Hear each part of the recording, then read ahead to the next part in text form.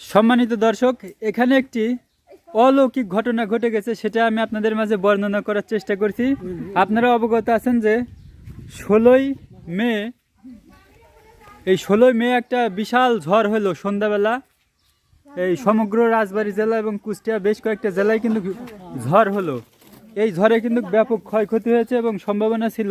তো এখানে যে অলৌকিক ঘটনাটা ঘটেছে সেটা এখানে দেখতে পাচ্ছেন, একটা সরল আকৃতির কিন্তু গাছ, মেহগুনি গাছ, খুবই সোজা। হ্যাঁ, এটি খুবই সুদীর্ঘ, একেবারে প্রায় আকাশচুম্বী বলা চলে। তো এখানে তার সাইডের গাছগুলো একটু দেখার চেষ্টা করুন। ওখানে কিন্তু ওই যে ঘষার দাগ আছে, ঠিক আছে। তারপরে ওই পাশে আরো একটা ডাল আছে, সেখানে কিন্তু ঘষার দাগ আছে। এই ঘষার দাগ কি কারণে হলো সেটা আমাদের একটু জানার দরকার। এখানে আশেপাশে কিন্তু ওই ঘষার দাগ কিন্তু হওয়ার কোনো সম্ভাবনা, আশেপাশে কিন্তু তেমন ডাল নেই। আসলে মূলত হয়েছে কি বন্ধুরা, এই যে এই গাছটা আপনারা দেখতে পাচ্ছেন, এই সরল আকৃতির এই সোজা গাছটা কিন্তু এই ঝড়ে উপরে একেবারে ওই গাছের ডালে যায় কিন্তু বেঁধে গেছিল, একেবারে মানে প্রায় পড়ে যাওয়ার উপক্রম, ঠিক আছে। অনেকটা হেলে গেছিল ওই গাছ আর একটা গাছের সাথে কিন্তু হেল দিয়েছিল। তো এখানে দেখুন যে এখানে কিন্তু চারিপাশের মাটি কিন্তু উপড়ে গেছে, মানে চারিপাশের না, 3 পাশের মাটি কিন্তু এখানে উপড়ে গেছে। হ্যাঁ, এই শুধুমাত্র 3 দিকের মাটি এখানে সরে গেছে এই গুড়া। এবং এখানে এই পাশে দেখুন, এই পাশে কিন্তু কোনো এই গুড়া উপড়ানোর কোনো হচ্ছে বা মাটি খোঁড়াখুড়ির কোনো চিহ্নই নেই। দেখুন এখানে কোনো আলামতি নাই, অথচ এই গাছের এই 3 পাশের মাটি কিন্তু সরে গেছে। অর্থাৎ এই গাছটা যখন উপড়ে পড়ে তখন কিন্তু এই মাটি হচ্ছে সরে গেছে, কিন্তু এই পাশে উপরে যাওয়ার কারণে এইদিকে হেল ছিল, যার কারণে এইদিকে কিন্তু মাটি কোনো নড়াচড়া করে নাই, ঠিক আছে।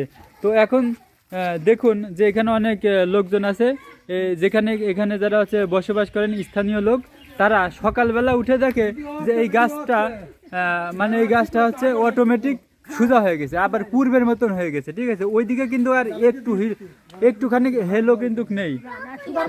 সকালবেলা দেখে যে, সন্ধ্যাবেলা দেখে যে ঝড়ের পরে কিন্তু তারা এসে দেখে যে এখানে গাছটা একেবারে হেলে গেছে, আর একটা গাছের সাথে কিন্তু হেলান দিয়ে আছে। সেখানে কিন্তু দেখতেও পাচ্ছেন যে ওই গাছে কিন্তু এখনো যে ঘষা মাজার দাগ আছে, ঠিক আছে, ওই যে। কিন্তু সকালে যে এই গাছটা আবার আগের মতো পূর্বের নয় কিন্তু সোজা হয়ে গেছে। তো এটা ঘরের উপরে পড়বে বিদায় সেই আশঙ্কা থেকে কিন্তু এখানে মিয়া ভাই হচ্ছে বড় আকৃতির সেই কাছি নিয়ে কিন্তু এই গাছটাকে রক্ষা করার চেষ্টা করেছে, চারিদিকে টানা দেবে। এখন আমরা কয়েকজন দর্শকের সাথে কথা বলার চেষ্টা করব যে আসলে এখানে কি হয়েছিল। এখানে দেখতে পাচ্ছেন উৎসুক জনতা, আরো লোকজন কিন্তু ছিল, যার যার কাজে কিন্তু শেষে চলে গেছে। আসলে এখানে কি হয়েছিল আপনাদের মুখ থেকে যা শুনলাম সেটা যদি একটু বলতেন আর কি। আর বিষয়টা হয়তো কাল বিশাল একটা ঝড় হয়েছে। হ্যাঁ, ঝড় হয়েছিল, এটা তো জানি। গাছটাকে পূব দিকে হেলিয়ে ফেলে আর এক গাছের উপরে ফেলানোর পরে সেই গাছ রাত্রি আবার সেই গাছ জায়গায় নিজের ইচ্ছাই খাড়া হয়ে গেছে। কারণ আতঙ্কর জন্য গড়েতে মাটি ফেটে গেছে, তা আতঙ্কর জন্য গাছটাকে কাটার জন্য ব্যবস্থা করতে 3 ব্যাপারীর কাছে গেছি। তারা গাছ কাটার ব্যস্তর কারণে আমাদের গাছের কাছে আসতে পারি নাই। সকালবেলা ইনশাল্লাহ এসে গাছটা কাটার জন্য চিন্তা ভাবনা করা হয়েছে। আচ্ছা, এই গাছটা তো পূর্বে না সোজা হয়ে গেছে, এটা তো ঠিক আছে, কিন্তু এই গাছটা এখন কাটার প্রয়োজন বোধ পড়লো। কারণ আতঙ্কেতে কাটা লাগতেছে, কারোর বলে গাঁর ভাঙবে নি, দণ্ড দেওয়া লাগবে নি, আপ তো ভয়তে এসব করার চিন্তা ভাবনার সিদ্ধান্ত করেছি। এখানে হচ্ছে জনবসতি আছে, এখানে যেন ক্ষয়ক্ষতি না হয় আত্মরক্ষার্থে এই গাছটা হচ্ছে আগে থেকে অপসারণ করেছে, যেন দুর্ঘটনা না ঘটে। কাটার জন্য চিন্তা ভাবনা করতেছি।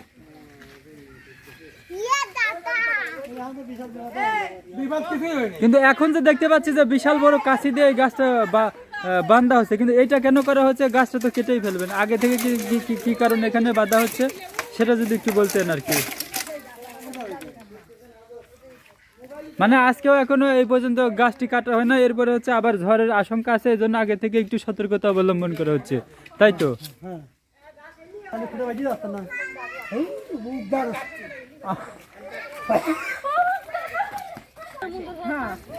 এখানে কি দেখছিলেন আর কি, এখানে গাছটার ব্যাপারে যদি আমাদের একটু বলতেন। ওই গাছ দেখি যে পড়ে যাচ্ছে, সেখানে আমি সকলে দেখি নিয়ে আসি, আর এলি পড়ছে ওই রাতে ঝড়ের পরে, ওই জলের